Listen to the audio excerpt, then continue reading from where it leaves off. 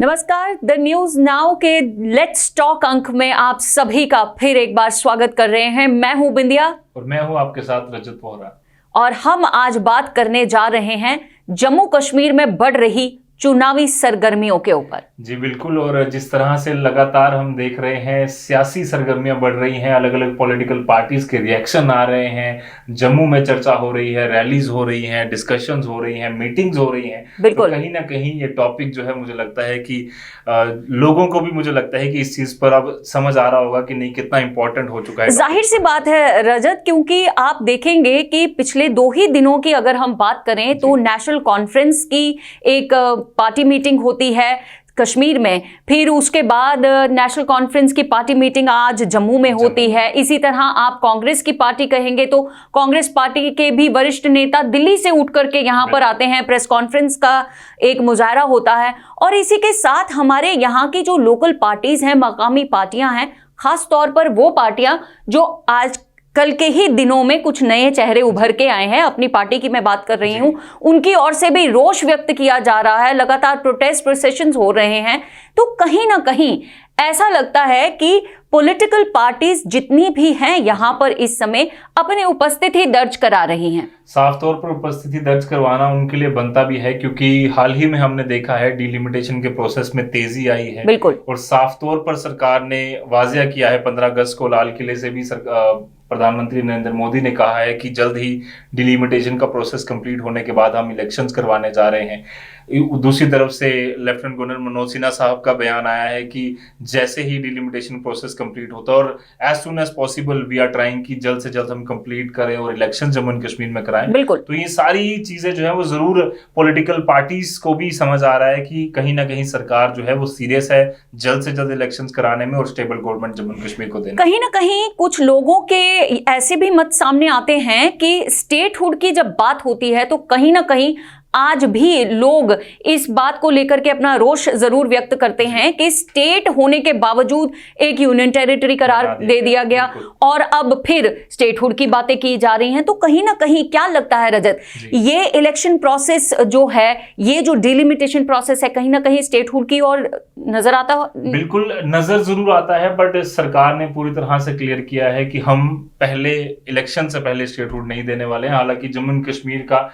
ना सिर्फ political parties पर कोई भी ऐसा व्यक्ति नहीं होगा जो कि चाहता नहीं होगा कि हमें स्टेटहुड जल्द से जल्द मिले, क्योंकि आज तक इंडिया के इतिहास में कोई भी ऐसा राज्य नहीं है जिसको यूटी का दर्जा दिया गया है। वाजे एकलौती ऐसी स्टेट है जम्मू एंड कश्मीर जो अब यूटी बन चुकी है। तो सरकार तो चाहती है, जम्मू एंड कश्मीर की पॉलिटिकल पार्टीज चाहती हैं, बट ज्यादा अगर बात करें तो आम जनता भी चाहती है। बट सरकार की शायद मुझे लगता है कि उसको लेकर अपनी जो पॉलिसी है वो थोड़ी अलग है। वो साफ पहले चाहती है कि इलेक्शन हो,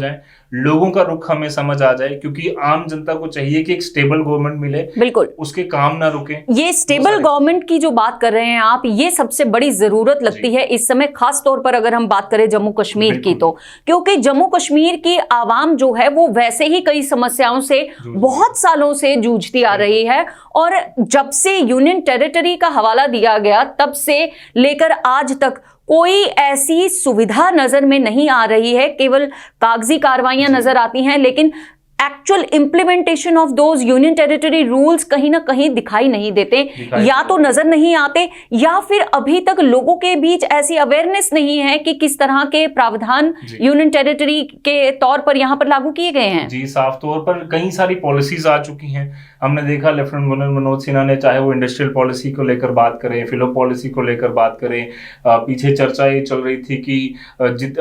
अलग अलग मेमोरेंडम जो है वो साइन किए जा रहे हैं, मेमोरेंडम ऑफ अंडरस्टैंडिंग साइन किए जा रहे हैं। कई सारी ऐसी चर्चाएं जरूर चल रही हैं और एलजी साहब ने पॉलिसीज कई सारी लाई हैं, जो कि कोशिश वो कर रहे हैं कि अल्टीमेटली जो ग्राउंड लेवल पर जो व्यक्ति है, जो हर पिछड़े इलाके तक रहता है, वहां तक वो चीजें पहुंचे। हाँ, और हाल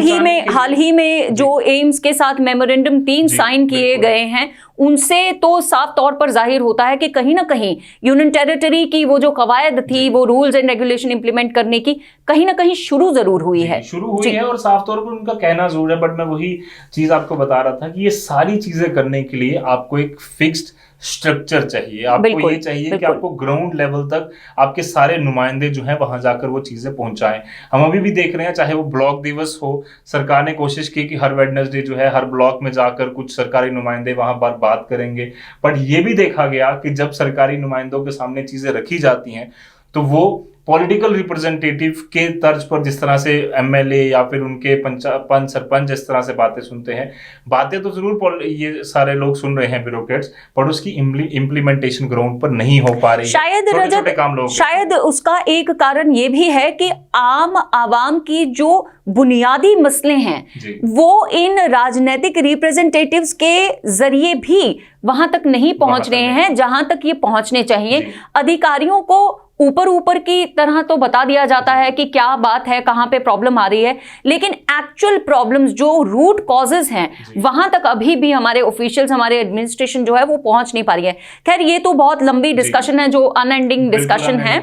हम वापस रुख करना चाहेंगे एनसी की ओर, मैं रुख करना चाहूंगी रजत, क्योंकि आप पॉलिटिकल अरीना से सीधे तौर पर जुड़े हुए हैं और आए दिन आप इनके प्रवक्ताओं से बात करते रहते हैं। तो सबसे बड़ी जो एक नजर आ रही है हलचल, वो नेशनल कॉन्फ्रेंस की ओर से आ रही है। देखा यह गया था कि जब केंद्र शासित प्रदेश बनाया गया जम्मू कश्मीर को, तब से लेकर अब तक एनसी चुप थी और अचानक से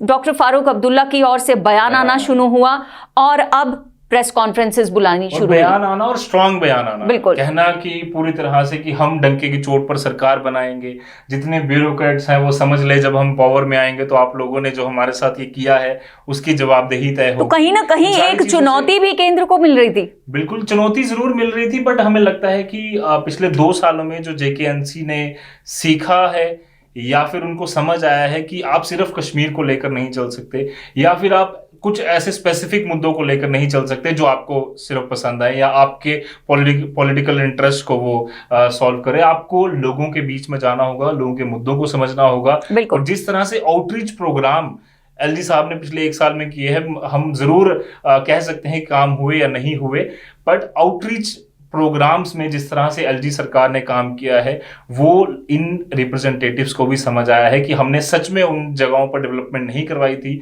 या वहां तक हम नहीं पहुंचे थे जहां तक एलजी की एडमिनिस्ट्रेशन पहुंच रही है, जिसकी वजह से आज इनका रुख जो है वो कहीं ना कहीं पिछले 2 साल में चेंज हुआ। और आज बिल्कुल रजत, इसके साथ एक और भी बात सामने आती है कि हवा बदलती है तो रुख बदलता है और पत्ते अपने आप उड़कर कहीं ना कहीं जाकर के इकट्ठे हो जाते हैं। तो कहीं ना कहीं शायद ऑल पार्टी मीटिंग जो दिल्ली में बुलाई गई थी, उसके बाद से ही कहीं ना कहीं ये सियासी सरगर्मियां शुरू हुई और नेशनल कॉन्फ्रेंस का वापस से परचम लहराता हुआ दिखाई दिया। बिल्कुल, ना सिर्फ नेशनल कॉन्फ्रेंस का, बट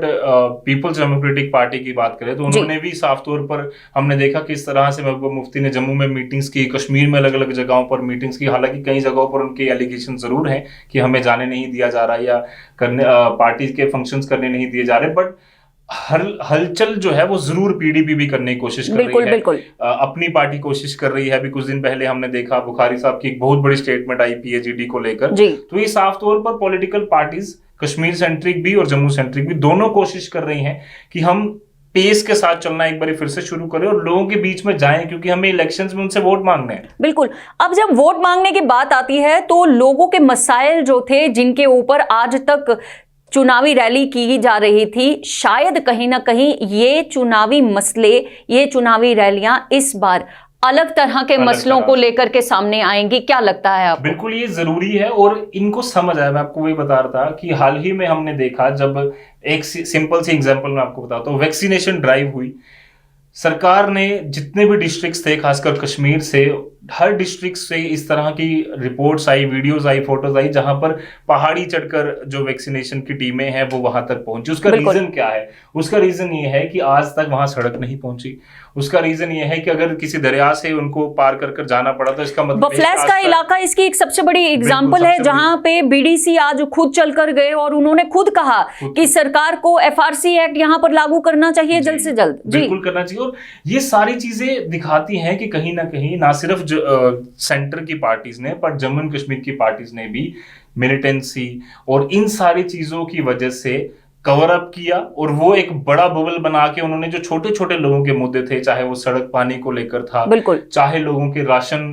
लोगों तक नहीं पहुंच पाते थे, चाहे लोगों की जो घरेलू समस्याएं थी, कुछ वो हेल्थ हल नहीं हो फैसिलिटीज पाती थी, कुछ लॉ एंड ऑर्डर सिचुएशंस थी। बिल्कुल, ये सारी चीजें जो है वो कहीं ना कहीं इग्नोर की गई। हम जरूर समझते कि हर बार इलेक्शन में कास्ट कई बार मुद्दा बन जाता था, या जम्मू और कश्मीर को लड़ाकर ये सारे लोग जो है अपना पॉलिटिकल उल्लू सीधा कर लेते थे। बट आज इन लोगों को समझ आ रहा है कि नहीं, हमें जॉब्स की बात करनी होगी, हमें डेवलपमेंट की बात करनी होगी, छोटे मोटे एसआरओ लाकर हमारा काम नहीं चलेगा, हमें एक फिक्स्ड पॉलिसीज लानी पड़ेंगी जिससे रेवेन्यू जनरेशन हो जम्मू एंड कश्मीर की, और पूरी डेवलपमेंट किसी तरीके से हो। और रेवेन्यू जनरेशन की जो आप बात कर रहे हैं रजत, ये सबसे बड़ा एक सेक्टर जो रेवेन्यू जनरेशन का यहाँ पर है वो टूरिज्म है, और टूरिज्म इंडस्ट्री ही इस समय खतरे में नजर आई जब जम्मू कश्मीर की। तो कहीं ना कहीं मुझे लगता है कि जो हमारी कश्मीर सेंट्रिक पार्टीज थी वो भी कहीं ना कहीं जम्मू की ओर रुख करना शुरू कर गई हैं, क्योंकि उन्हें भी लगता है कि कहीं ना कहीं एक सेटबैक जरूर पहुंचा है, एक बैकबोन इंडस्ट्री जो थी हमारी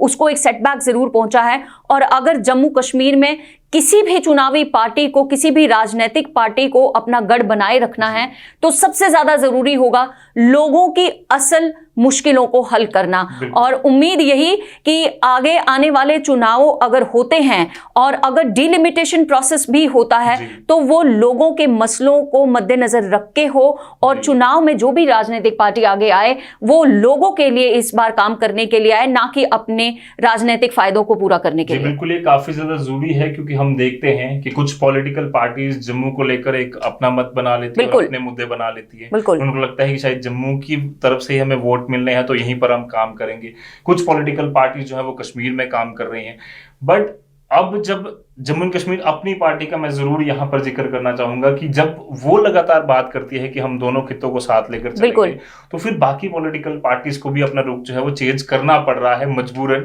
कि नहीं, हमें दोनों खित्तों से वोट चाहिए, दोनों खित्तों को साथ लेकर चलना है। और जो भेदभाव की पॉलिसी हमेशा चलती रही थी, चाहे वो कश्मीर के साथ हो, चाहे वो जम्मू के साथ हो, उन सारी चीजों से ऊपर उठकर छोटे छोटे जो लोगों के मुद्दे हैं उन पर बात करनी है। और अल्टीमेटली जो पुराने चीजें हमने बड़े सारे जो कई सारी परेशानियां जो झेली हैं जम्मू एंड कश्मीर में, वो ना झेलनी पड़े और लोगों की असली में काम हो, उनकी डेवलपमेंट हो। और कहीं ना कहीं शायद इसका एक बड़ा कारण ये भी है कि यहाँ की राजनीतिक पार्टियों को ये जरूर समझ में आ गया है कि केंद्र जो है वो जम्मू और कश्मीर को अलग अलग ना रखकर जम्मू और कश्मीर को जोड़ने की बात पर यकीन करता है। और शायद यही उनका यकीन, केंद्र सरकार का यही यकीन दोनों खित्तों को इकट्ठे जोड़े रखने का आज राजनीतिक पार्टियों को समझ में आ रहा है। और शायद इसीलिए सबकी एक ही कवायद कि वो जम्मू और कश्मीर दोनों को साथ लेकर चलें और पूरे जम्मू कश्मीर की आगे सद्भाव और पूरे जम्मू कश्मीर के विकास के लिए काम करें। बिल्कुल जरूरी है। और मुझे लगता है कि अब लोगों को भी ये चीज समझनी होगी कि जम्मू और कश्मीर की चर्चा से ज्यादा हम ये चर्चा करें कि हमें क्या क्या बुनियादी सुविधाएं चाहिए, क्या क्या मुद्दे हमारे इलेक्शंस में रहेंगे, और उन सारी चीजों को देखकर